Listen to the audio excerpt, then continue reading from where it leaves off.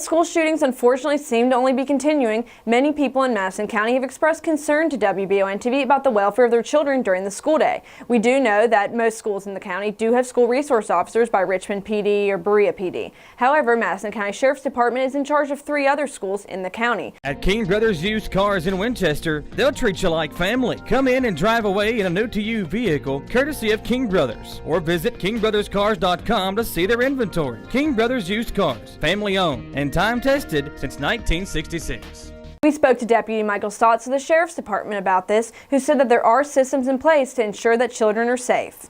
What we do is we make sure that we try to have deputies out, and if they're in the area, extra patrol around the schools. If they have an opportunity to stop in the schools and walk through, just to give that extra presence within that school. Those are Waco Elementary, Kingston Elementary, and Kirksville Elementary.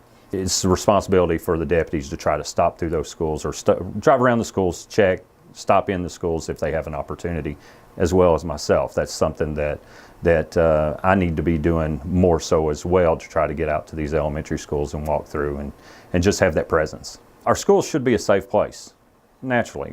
It should be a place that a child goes and learns and doesn't have to worry about these things. As we've seen over the last several years and just yesterday, sometimes they're not, unfortunately. First of all, I need to start with the parents to make sure that they pay attention to what their kids are looking at and what they're doing on social media. Many times the instance is older teenagers. They hear anything, if there's any kind of indicators of their friends, they need to let law enforcement and school administrators know. That way we can follow up on those issues. Identify what may be a troubled student. As we've seen from yesterday, this was a student that was troubled, that had been maybe expelled from the school. Teachers need to identify that. Other students need to identify that. If they hear anything, if they see anything, they need to be scared to say something to somebody within that school.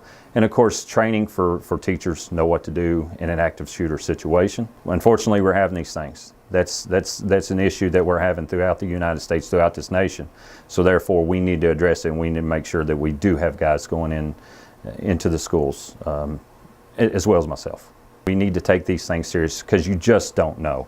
And it's too late if you don't address that situation as well. And of course, we're here to assist the schools any way they can. If they want to do an assessment of the security procedures, we'll be more than happy to help them out, along with Richmond Police Department, Berea Police Department, Kentucky State Police, all law enforcement.